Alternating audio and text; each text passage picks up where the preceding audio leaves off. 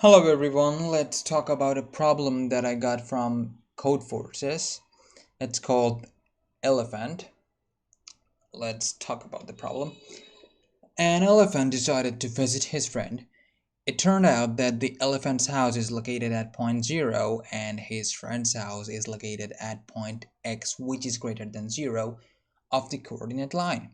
In one step, the elephant can move 1, 2, 3, 4, or 5 positions forward. Determine what is the minimum number of steps he needs to make in order to get to his friend's house. Alright, so the first input is going to be x, which is going to be definitely going to be greater than x. Of course, his friends and the elephant is not going to live in the same place, so it's going to be greater than 1 or greater than or equal to 1, and the output is going to be how many steps he needs to get to his friend's house. Of course, it has to be the minimum number possible. All right, if we want to visualize this problem, it basically says that uh, all right, this is a terrible coordinate line. Say this is a coordinate line, and this is Mr. Elephant. Mr. Elephant is over here at coordinate 0, and his friend he is at coordinate x. All right, say how many steps, how many minimum number of steps can he use to get to his friend's house. So he has given some steps, say 1, 2, 3, 4, 5. All of these are length of one single step. This is each of these will be counted as a single step. All right, so before you see the solution, I would suggest you to go to the problem and try it out by yourself. If you cannot, let's talk about it. Let's use an analogy.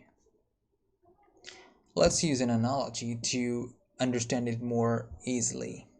Okay, suppose you are a bank. All right, you have a bank.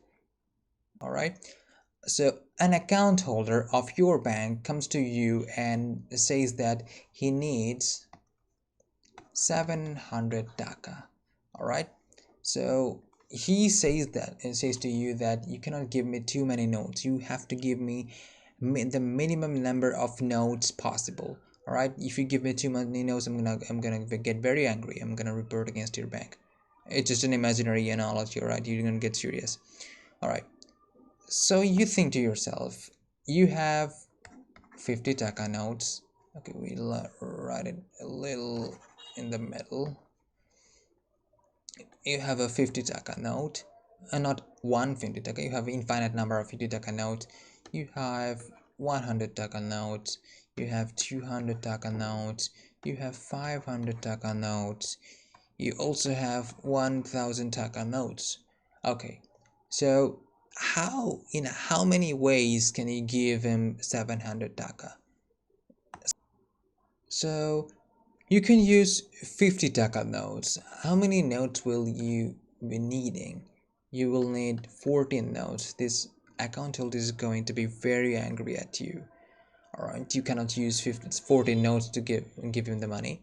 You say, what about 100 taka notes? Okay, you can give him 7. It is just half of the previous number, but it's still a lot of them. But it's still a lot. How can you lessen it more? You say, can I use 200 taka notes? Oh yeah, you can use 200 taka notes. For that, you can use 3 200 taka notes, which make 600, and a single 100 taka note. Each of them make both of them sum up to 4 notes. That's great. But can you lessen it? Now you're thinking, can I use 500 taka notes? Of course you can. You can use 500 taka notes, and you can either use 100 taka notes or one single 100 taka note. So one single 200 taka notes. Okay, if you use 100 taka note, for that you will be needing 2 and 1, 3 notes in total. Okay, it's lower than that, but if you use one 500 taka note and one 200 taka note, you'll be needing only 2 notes. It's the least amount of notes you can give him to get him 700 taka, right? He'll be very happy now. The same thing is going on with this problem. You have to use the minimum number of steps to get to his friend's house, right? He's very lazy. He doesn't want to spend too many steps. He wants to, take bigger steps to get quickly, right? Okay,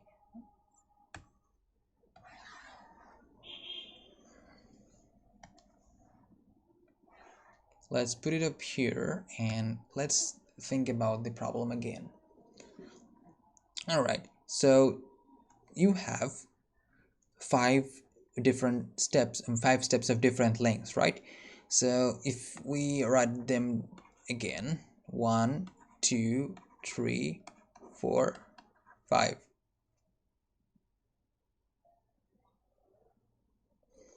Okay, so let's say the X or the friend's house is at 4. No, 4. All right, how can you do that? Oh, it's so simple. I'm just going to use a single step of length 4, right? It's that easy. If the value of X is 5, you can use just a single step of length 5 to get to his friend's house, right? So up to 5 you need only 1 steps. From values greater than 5, you will be needing more than 1 step. Say you have the value is 7, all right? The value is 7. Now what can you do? If we think about it like this, you say, okay, I can use a step of length 5 and I can use 2 steps of length 1, but that'll take 2 steps of length. How can I lessen the number? It becomes 3 steps. Can I get lower, get any lower? Of course you can. You can just use a step of length 2, and together they're gonna make up only 2 steps, and they're gonna make up 7, of course, and you're gonna get to your friend's house. Mr. Elephant is going to get to his friend's house, right? Great.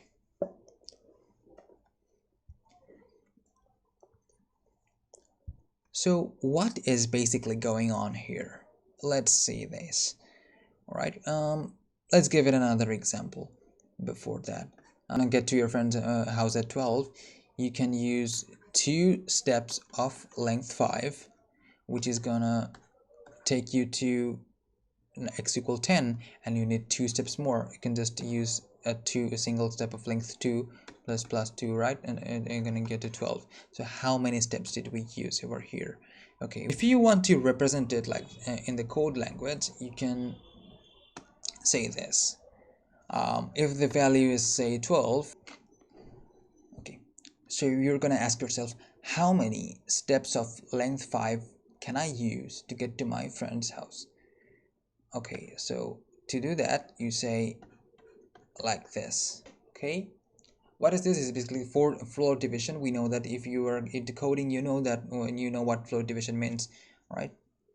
So you're asking yourself, how many steps of length 5 can I use to get to my friend's house, which is at 12, right? The answer is simply 2 if you floor divide it. Okay, we know how many steps of length 5 can we use, but we know that it is the total number is going to be greater than that, because we still have 2 left over here. All right, if you for 10 steps we used 5 for 10 steps, so we're going to be adding 1. Why 1? Say, look at this, 1 2 3 4 5. Okay, 1 2 3 4 5, all of these are going to be counted as a single step, right? So for other than 5, every single step will be counted as a single step. See, give you more examples. Say if your friend house is at 14, you're going to ask yourself, how many steps of length 5 can I use to get to my friend's house who is in length 14, right? The answer is going to be 2 steps, and another, we also have 4 left, so 4 is of the length 4 is a single step, so we add 1 with it. For every single, let's say 23, right? You're going to ask yourself again, how many steps of length 5 can I use to get to my friend's house who is at point 23? The result is 4. Know that there is a 3 left. Of course, 20 divided by 5 is 4, so it becomes 4, but we still have 3 left. So for 3 we're going to be adding a single step over here. For every single number you can use this formula, but there is a condition, of course. For every for every single number which is not divisible by 5, you can use this formula and get the number of steps. All right, if the number is divisible by 20, you can just simply check if the number is divisible by 20. Then you're just going to divide the number, say 20, that your friend is at point 20. You're just going to divide it. For 20, you're just going to divide it by 5 and you're going to get the answer, right?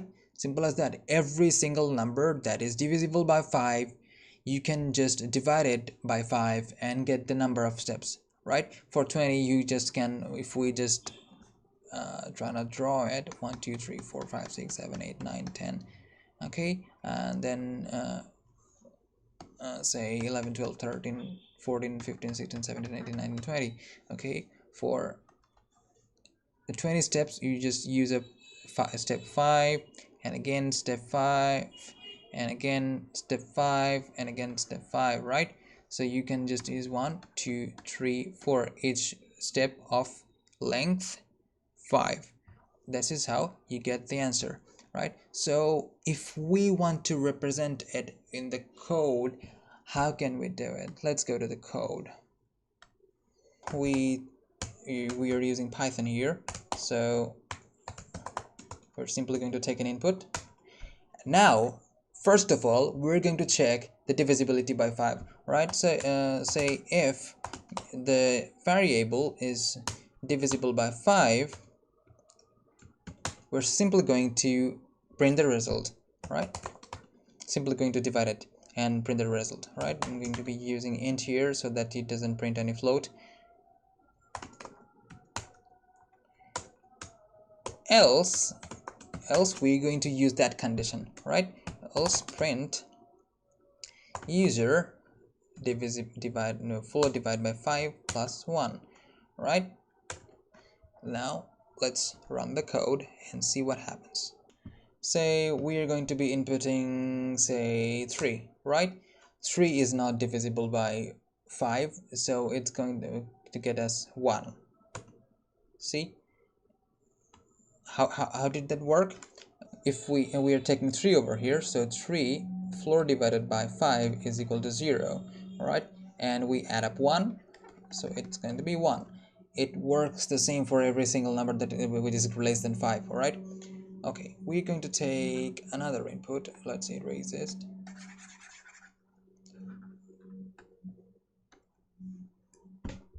Say we take 7. It's going to get us 2. See, it works. Let's say you understood how it's going on, right? You understand how it's going on. We are using 7 floor divided by 5. How many steps of length 5 can I use to get to my friend's house who is at point 7? We can use 1 single step, and we still got 2 left, right? We still got 2 steps left. We're just going to use 1 single step for that, so we add up 1. So this is the answer we're getting here.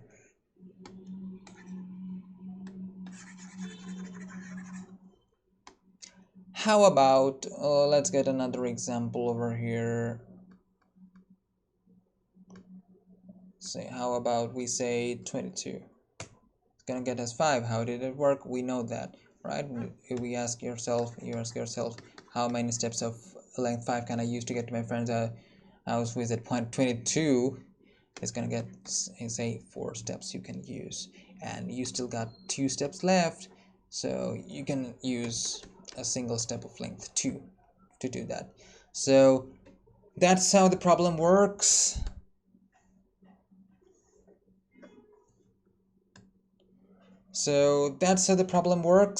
Hope you understood it. I would recommend you to first go to the problem and try it by your own. If you can, then watch this video and get the idea.